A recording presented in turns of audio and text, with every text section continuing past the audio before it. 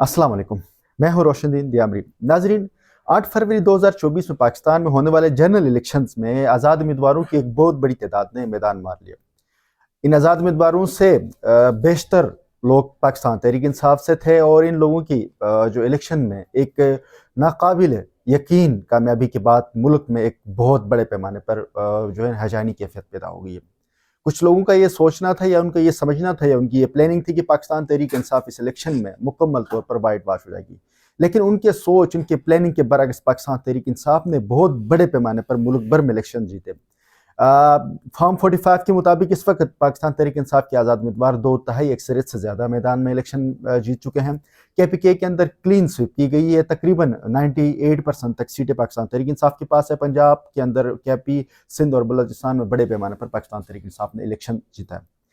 अब सूरत हाल ये बनी है कि तहरीक इंसाफ ने तो सीटें तो जीत ली, लेकिन गुज़श्ता इलेक्शन से चंद रोज़ कबल पाकिस्तान के चीफ जस्टिस काजी फायज ईसा ने एक फैसले में पाकिस्तान तहरीक इंसाफ की इंतखाबी निशान छीनने के बाद ये तमाम के तमाम उम्मीदवार आज़ाद डिक्लेयर किए गए, जिसके बाद सूरत हाल ये पैदा होगी कि तहरीक इंसाफ इलेक्शन जीतने के बाद किसी सियासी जमात के साथ इलाक़ करके वो जो अपने मखसूस नशिस्तें और अपने मखसूस नशिस्तें भी हासिल कर सकेगी, उसके साथ साथ उसके मेम्बरान भी महफूज रहेंगे।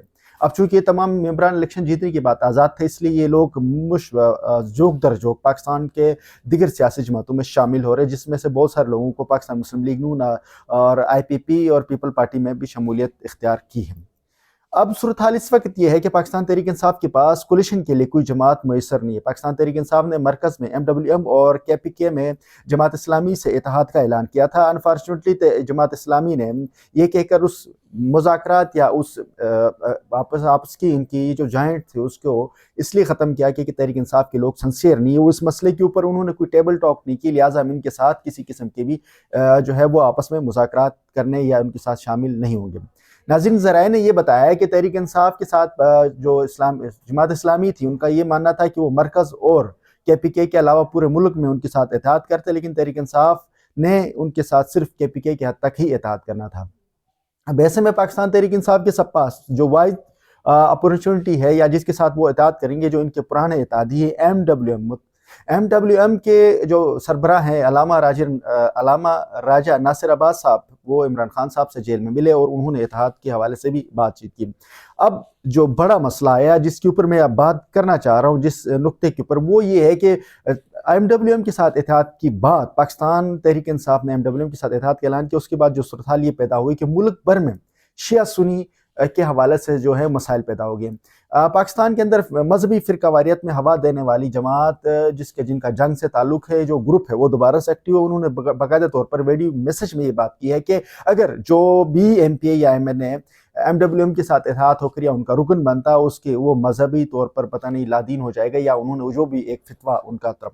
अब इस वक्त मुल्क में एक बड़ी जो है हैजानी कैफियत पैदा हो रही है कि लोगों के जहनों में ये मजहबी मुनाफरत और फिरकावारियत की हवा दी जा रही है। नाज़रीन, मेरा ताल्लुक गिलगित बल्तिस्तान से, हमारे यहाँ शिया सुन्नी फसादात की बात क्या सूरत हाल पैदा हुई, मैं इस पर बात करूँगा। 1988 से पहले गिलगित बल्तिस्तान के अंदर कोई शिया सुन्नी फसादात का मसला नहीं था। यहाँ पर कोई सियासी इख्तलाफात तो हो सकते थे, लेकिन मजहबी बुनियादों पर कोई तकसीम नहीं था।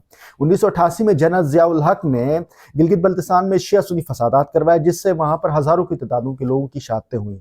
उस फसादात के बाद गिलगित बल्तिस्तान में शिया सुन्नी इतने आपस में दूर हो गए, जिनके आपस में करीबी रिश्तेदार फैमिली टर्म्स थे, वो लोग आपस में गुज़श्ता 30 सालों से इनकी कोई ताल्लुकात नहीं रहे।